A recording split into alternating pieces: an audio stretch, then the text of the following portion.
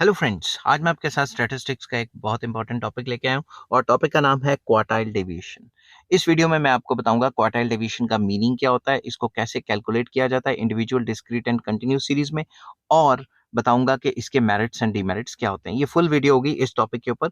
और इस चैप्टर के बाकी लिंक, जो चैप्टर है उसका नाम है मेजर्स ऑफ डिस्पर्शन, और इस चैप्टर के बाकी लिंक्स आपको डिस्क्रिप्शन में मिल जाएंगे। चलिए शुरू करते हैं। It is the half of the difference between third quartile, जिसको Q3 कहते हैं, and first quartile of the series. Basically quartile division क्या होता है? हाफ, मतलब डिवाइडेड बाय टू। किसको डिवाइड करना है? Difference between Q3 and Q1, मतलब Q3 minus Q1 divided by two. और इंटर क्वार्टाइल रेंज अगर आपको आ जाती है तो उसका formula Q3 minus Q1, quartile 3 minus quartile 1। और अगर आपको कोफिशिएंट ऑफ क्वार्टाइल डिवीजन कहते हैं निकालने को, तो उसका formula Q3 minus Q1 divided divided by Q3 plus Q1। तो आपने इन फॉर्मूले, ये जो सारे फॉर्मूलाज हैं, इनमें ये देखा होगा कि भाई क्वार्टाइल 1 और क्वार्टाइल 3 तो निकालना ही पड़ेगा, ठीक है? तो किस तरीके से निकालते हैं मैं आपको ये सारा का सारा डिस्कस करूंगा। सबसे पहले इंडिविजुअल सीरीज में मान लो मैंने एग्जांपल दे दी और क्वेश्चन दे दिया, find quartile division from the following data. आपको डेटा दे दिए, ठीक है? सबसे पहले आप क्या करेंगे? डेटा को इंक्रीजिंग ऑर्डर में लगाएंगे, हमेशा इंक्रीजिंग ऑर्डर में लगाना। और मैं बताता हूँ कैसे। जैसे सबसे छोटा है उसको अंडरलाइन कर लिया, उससे आपको पता लग जाएगा कि बाकी कौन कौन से रह गए हैं, ठीक है? फिर ध्यान हमारा उन्हीं पे जाएगा और डबल काउंटिंग होने के चांसेस कम है। समझ गई बात? 8 और 10, ठीक है? अब आप काउंट कर सकते हैं कि ये कितने हैं। आप काउंट कीजिए। ये हो गया 1 2 3 4 5 6 7 8। तो ये भी 8 ही है ना? 4 4 8, क्योंकि अगर एक आधा नंबर भी ऊपर नीचे हो गया तो ये सारा का सारा क्वेश्चन हमारा गलत हो जाएगा। समझ गई बात? तो अब हम क्या करते हैं, सबसे पहले निकालेंगे क्वार्टाइल 1। तो क्वार्टाइल 1 का क्या फॉर्मूला होता है? 1 into n plus 1 divided by fourth item, ठीक है? तो एन क्या होता है? Number of items. तो नंबर ऑफ आइटम्स कितने हमारे? 8। बाहर जो 1 चल रहा है वो तो 1 ही चलता रहेगा। 8 plus 1 9 divided by fourth item. समझ गई बात? 9 डिवाइडेड बाय फोर्थ आइटम। ये जगह थोड़ी कम है तो मैं इसको यहां से उठा के इधर लगा देता हूं, ठीक है? तो 9 डिवाइडेड बाय 4। तो 9 डिवाइडेड बाय 4 अगर हम करते हैं तो ये आ जाता है 2.25 आइटम। 2 अच्छे से लिख लेता हूँ, 2.25 आइटम।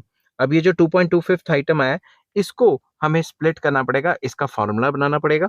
इसके ऊपर मैंने अलग से भी एक वीडियो बनाई है। अगर आपको क्वार्टाइल निकालने की अलग से वीडियो चाहिए तो मुझे बताना, मैं आपके साथ लिंक शेयर कर दूंगा कमेंट बॉक्स में। तो अब ये 2.25 आइटम है, तो पॉइंट से पहले 2 है तो मैं यहाँ लिखूंगा सेकेंड आइटम प्लस 0.25। ये फॉर्मूला जनरेट करने का तरीका है। अगर आपको नहीं समझ आएगा मुझे बताना, मैं क्वार्टाइल वाली वीडियो आपके साथ शेयर कर दूंगा। तो ब्रैकेट में क्या आएगा? ये जो 2.25 है, ये सेकेंड आइटम और थर्ड आइटम के बीच में लाई करती है ना, तो मैं लिखूंगा थर्ड आइटम क्योंकि ये बड़ी है, माइनस सेकेंड आइटम। तो अगर मैं इसमें फॉर्मूला पुट कर दूं तो सेकेंड आइटम कौन सी है? 3 प्लस 0.25 इंटू थर्ड आइटम कौन सी है? 4। थर्ड आइटम ये होगी ना, माइनस सेकेंड आइटम कौन सी है? 3। तो ये तो आ गया 1। 1 को 0.25 से करेंगे तो 0.25 ही रहेगा, तो ये आ गया 3.25। ये हमारा क्या निकला? Q1। और अगर Q3 निकालेंगे तो Q3 it is equals to 3 into, मैं अच्छे से लिख लेता हूँ, it is equals to 3 into n plus 1 divided by fourth item, ठीक है? तो अगर इसको करेंगे तो ये आ जाएगा 3 multiply by 2.25 item, that will be equal to that will be equal to 6.75 item. मैं पॉइंट अच्छे तरीके से लिख लेता हूँ, 6.75 आइटम। अब ये जो 6.75 आइटम है, इसका भी हमें फॉर्मूला बनाना पड़ेगा। That will be equal to, point से पहले क्या है? 6, तो ये 6th आइटम बन जाएगी, प्लस 0.75 आ जाएगा। और ये 6.75 6 और 7th के बीच में, तो 7th आइटम बड़ी है तो मैं लिखूंगा 7th item minus 6th item. तो अब अगर देखें तो हमारी 6th आइटम कौन सी है? सबसे पहले 1 2 3 4 5 6, 6th आइटम है हमारी 7, ठीक है? प्लस 0.75। फिर 7th आइटम कौन सी है? 8, ठीक है? माइनस 6th आइटम कौन सी है? 7। समझ गई बात? तो 1 2 3 4 5 6 7, ठीक है? तो अब अगर यहाँ देखें तो ये आ गया 1 1 इंटू 0.75, तो 0.75 ही आ गया, ये आ गया 7.75।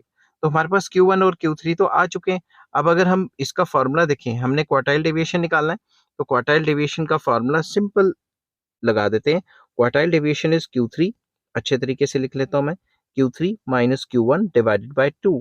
तो Q3 कितना है? 7.75 माइनस Q1 हमारा कितना निकला है 3.25, 3.25 डिवाइडेड बाय 2, जो आया आंसर। आप इसको कैलकुलेट कर लेना, ठीक है, कैलकुलेट करना तो आसान ही है। नेक्स्ट आ जाता है डिस्क्रीट सीरीज। डिस्क्रीट सीरीज में अगर हम देखें कि मैंने वही एग्जांपल लिया, फाइंड क्वार्टाइल डेविएशन, और क्वार्टाइल डेविएशन निकालने को कहा हुआ है।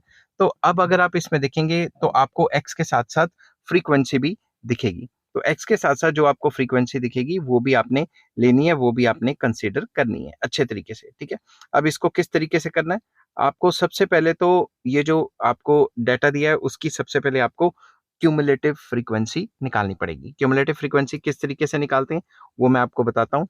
सबसे पहले मैं यहाँ लिख लेता हूँ क्यूमुलेटिव फ्रीक्वेंसी। क्यूमुलेटिव फ्रीक्वेंसी कैसे निकालते हैं, ये हो गया 28, 28 में 40 ऐड किया, कितना हो गया 28 में अगर 40 ऐड करेंगे तो ये हो जाएगा 68, 68 में 52 ऐड किया ये हो जाएगा 120, 100 ऐड किया 220, 60 ऐड किया 280, 48 ऐड किया 328, ये तो सिंपल सी बात है ना। और फिर 32 ऐड किया ये हो जाएगा 360, एंड 20 ऐड किया 380। तो अब अगर 7 ऐड किया तो ये हो जाएगा 387। अगर मैं यहाँ से सिग्मा एफ करता हूँ, ठीक है, अगर मैं यहाँ से फ्रीक्वेंसी का टोटल करता हूँ सिग्मा एफ, तो ये आना चाहिए 387। समझ की बात। तो ये तो हो गया एक सीरीज को मतलब इकट्ठा करना। इकट्ठा करना मतलब हमने सिर्फ अभी फ्रीक्वेंसी निकाल ली है और सी एफ निकाल लिया है, ठीक है, यहाँ से हमने सी एफ निकाल लिया है, ठीक है। यहाँ पे मैं अच्छे तरीके से लिख देता हूँ कि यहाँ पे आ गया सिग्मा एफ 387, ठीक है। अब अगर मुझे Q3 एंड Q1 निकालना है, मैं वो निकाल के दिखाता हूँ आपको। तो सबसे पहले हम हेडिंग बनाएंगे Q1, ठीक है, क्वार्टाइल 1। क्वार्टाइल 1 का फॉर्मूला क्या होता है, 1 into n+1 divided by fourth item, ठीक है, n+1 divided bye 4, same formula है। अगर आप यहाँ देखोगे मैंने वही फॉर्मूले लगाए हुए हैं, ठीक है। तो n यहाँ क्या होता है, ये बात याद रखनी है कि यहाँ n क्या होता है, सिग्मा एफ। जहां पे भी फ्रीक्वेंसी आ जाती है वहां n सिग्मा एफ हो जाता है। तो ये हो गया 387 plus 1, 388 divided by fourth item. तो अगर हम 388 को 4 से डिवाइड करते हैं तो 388 डिवाइडेड बाय 4, मैं कैलकुलेटर खोल के बैठूं ताकि टाइम वेस्ट ना हो, ये हो जाएगा 97th आइटम, ठीक है, 97th आइटम। तो ये जो 97th आइटम है अच्छे तरीके से लिख लेता हूं यहाँ पे, 97th आइटम, ठीक है। एक बार फिर से क्रॉस चेक कर लेता हूँ, 388 डिवाइडेड बाय 4, 97th आइटम। अब ये जो 97th आइटम है आपको सी एफ में देखनी है। सी एफ में देखेंगे इससे बड़ी है, इससे बड़ी है, इससे बड़ी नहीं है, तो 120 में ही लाई करती है। और 120 के सामने ये जो x की वैल्यू है that will be equal to Q1। तो क्वार्टाइल 1 कितना आ गया, क्वार्टाइल 1 आ गया हमारा 154। समझ गए बात। अब हम इसी तरीके से क्वार्टाइल 3 निकालेंगे। तो क्वार्टाइल 3 निकालने का क्या तरीका है, quartile 3 it is equals to 3 into n+1 divided by fourth item, ठीक है। अब देखो 3 इंटू n+1/4 अगर हमने किया था तो वो कितना आया था, 97th आइटम आई थी, 97th आइटम, 7 अच्छे तरीके से लिख लेता हूँ, 97th आइटम। तो अगर मैं 97th आइटम को या 97 को मल्टीप्लाई बाय 3 कर लेता हूँ तो ये आ जाता है 291, 291th आइटम, ठीक है। मैं यहाँ छोटा छोटा लिख लेता हूँ 291th आइटम। तो अब ये जो 291th आइटम है ये कहाँ पे लाई करती है, ये इससे तो बड़ी है मगर इससे तो छोटी है ना। तो ये 328 क्यूमुलेटिव फ्रीक्वेंसी में लाई करती है। और इसके सामने अगर हम देखें तो x की वैल्यू 160 है, तो Q3 कितना आ जाएगा 160। अगर मैं इसी तरीके से मैंने Q1 और Q3 निकाला है, अगर मैं क्वार्टाइल डेविएशन का फॉर्मूला लिखूं Q3 minus Q1 divided by 2, तो Q3 कितना है 160 और Q1 निकला है 154, डिवाइडेड बाय 2 करेंगे तो आपका आंसर आ जाएगा। तो ये बहुत ही सिंपल तरीका है जिसके थ्रू हम जो है डिस्क्रीट सीरीज में क्वार्टाइल डेविएशन निकाल सकते हैं। ऐसे ही इंटर क्वार्टाइल डेविएशन या कोफिशिएंट ऑफ क्वार्टाइल डेविएशन भी निकाल सकते हैं। तरीका तो सेम ही है ना, बेसिकली तो Q1 एंड Q3 ही निकालना है। उसके बाद आ जाता है कंटिन्यूस सीरीज। कंटिन्यूस सीरीज में भी सेम क्वेश्चन मैंने लिखा है, find quartile deviation from the following data. आपको डाटा दे दिया है, तो डाटा में सबसे पहले आपको क्या करना है, आपको जो है क्लास इंटरवल और फ्रीक्वेंसी तो दी हुई है, हमें क्या निकालना है क्यूमुलेटिव फ्रीक्वेंसी। तो हम निकालते हैं यहाँ पे क्यूमुलेटिव फ्रीक्वेंसी। तो यहाँ आ गया 3, 3 and 5 8, 8 and 6 14, 14 and 2 16, 16 and 4 20। तो एक बार फिर से कर लेते हैं cross check, 3 8, 8 and 6 14, 14 and 2 16, 16 and 4 20। हाँ, तो आप जितने मर्जी मैथ में इंटेलिजेंट है, आपको क्रॉस चेक करना चाहिए। मैंने बड़े-बड़े मैथ के जो धुरंधर हैं, उनको गलतियाँ करते हुए देखा है और उनको भी फेल होते हुए देखा है ड्यू टू ओवर कॉन्फिडेंस। तो अगर आप क्रॉस चेक कर लेंगे तो कोई दिक्कत वाली बात नहीं है। तो सिग्मा एफ यहाँ पे आ गया 20। अब हमें क्या निकालना है? अब हमें निकालना है Q1 एंड Q3। एक बार Q1 Q3 निकल गए फिर तो क्वार्टाइल डेविएशन निकालनी आसान हो जाएगी। तो सबसे पहले मैं हेडिंग बनाता हूँ यहाँ पे Q1, ठीक है? तो मैं Q1 निकालने के लिए लिख रहा हूँ class interval for Q1 it is equals to 1 into n by fourth item. ये बात याद रखना, n बाय 4 n+1 नहीं आता कंटिन्यूस सीरीज में, मीडियन में भी नहीं आता, क्वार्टाइल में भी नहीं आता, डिसाइल और परसेंटाइल किसी में नहीं आता, n+1 नहीं आता। ठीक है, अब क्यों नहीं आता ये मैं यहाँ पे बताने लग गया तो फिर तो पूरी वीडियो उसी पे ही चली जाएगी। ठीक है, तो अब मैं n क्या होता है? सिग्मा एफ कितना हो गया? 20 डिवाइडेड बाय फोर्थ आइटम। तो बेसिकली ये कितना आ गया? ये आपका आ गया फिफ्थ आइटम। फिफ्थ आइटम, ठीक है। अब ये जो फिफ्थ आइटम है वो कहाँ लाई करती है? वो 8th क्यूमुलेटिव फ्रीक्वेंसी में लाई करती है और इसके सामने ये क्लास इंटरवल आ जाएगा, ये फ्रीक्वेंसी आ जाएगी और CF आपको पता है ऊपर वाला आता है हमेशा। ठीक है, तो अब Q1 का क्या फॉर्मूला है? L1 प्लस जो ऊपर है वही नीचे उतारा n/4 minus cumulative frequency whole over frequency into I. तो L1 कितना हो जाएगा हमारा? 10 प्लस n/4 कितना आया था? 5 माइनस CF क्या होता है ऊपर वाला? कितना है? 3। अगर ये वाला आता तो इससे ऊपर वाला क्या हो जाता? 0। समझ गई बात? डिवाइडेड बाय फ्रीक्वेंसी सामने वाली 5 इंटू आई होता है क्लास डिफरेंस, इसमें डिफरेंस कितना है? 10 का। तो मैं यहाँ सिंपली कैलकुलेट कर लेता हूँ, 2 इंटू 10 ये आ गया 20 डिवाइडेड बाय 5 ये आ गया 4, आंसर आ गया 14। हमें कैसे पता हमारा आंसर सही है कि गलत? हमारा आंसर इसके बीच में आना चाहिए, या 10 या 20 या इसके बीच में आएगा तो सही रहेगा। अब मैं आपको निकाल के दिखाता हूँ Q3 निकालते हैं। ठीक है, तो मैं लिखता हूँ class interval for Q3 it is equals to 3 into n by fourth item. तो n/4 जब हमने किया था, मतलब 20/4 हमने जो किया था वो आ रहा था 5, तो यहाँ हम लिख सकते हैं it will be equal to 3 into fifth item. 3 अच्छे तरीके से लिख लेता हूँ, 3 into fifth item that will be equal to 15th item. समझ गई बात? 15th item. अब ये जो 15th आइटम है ये कहाँ पे लाई करती है? बेसिकली ये यहाँ पे लाई करती है, इसके सामने वाले जो है ये चीजें आ जाएंगी और CF ऊपर वाला आ जाएगा। तो अब इसको फॉर्मूले में कन्वर्ट करने की कोशिश करते हैं। तो Q3 is equals to L1 plus जो ऊपर है 3 इंटू n/4 वो नीचे उतारा minus CF whole over F into I. तो अब L1 कितना हो गया हमारे आगे? 30। L1 कितना हो गया? 30। 3 इंटू n/4 कितना आया था? ये आया था 15 माइनस क्यूमुलेटिव फ्रीक्वेंसी ऊपर वाली होती है जो क्लास आया उससे ऊपर वाली, ये आ गई 14 डिवाइडेड बाय फ्रीक्वेंसी होती है सामने वाली 2 मल्टीप्लाई बाय आई मतलब इसका डिफरेंस, क्लास डिफरेंस 10।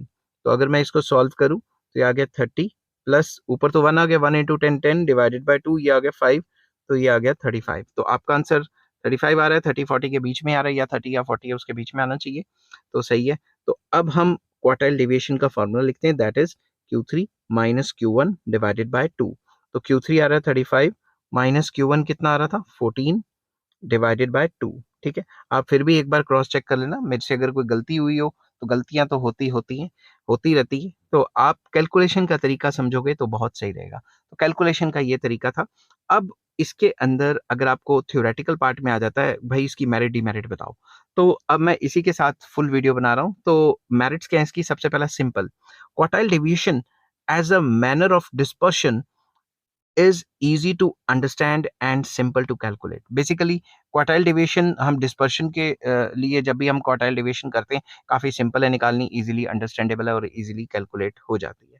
नेक्स्ट है unaffected bye extreme values. It is not affected by the extreme values. हमने तो एन लेना है ना, नंबर ऑफ आइटम्स की बात कर रहे हैं हम, उनकी एवरेज उवरेज की तो बात ही नहीं कर रहे, तो ये एक्सट्रीम वैल्यू से इतना ज्यादा असरदार नहीं होती। Use in opponent series, basically इसको ओपोनेंट सीरीज में भी यूज किया जा सकता है। It can be use in measuring variations of opponent distribution. Opponent series में क्या बीच वाली आएगी ना कोई, अगर इसका ऊपर वाला नंबर या ये वाला नंबर नहीं होगा ओपोनेंट सीरीज भी हो जाएगी, तब भी हमें तो बीच वाला कोई निकल जाएगा। समझ की बात? उसके बाद आ जाता है useful for central part of the data. This measure is useful when it is desirable to know the variability in the central part of the data. जब भी हमने सेंट्रल पार्ट मतलब Q1 और Q3 के बीच वाले डाटा में देखना है कि क्या एवरेज रही, क्या डिफरेंस रहा, क्या फ्लक्चुएशंस आई, तो हम क्वार्टाइल डेविएशन निकालते हैं। बट इसकी डीमेरिट्स भी हैं। डीमेरिट्स क्या है क्वार्टाइल डेविएशन की? Number one, not rigidly defined.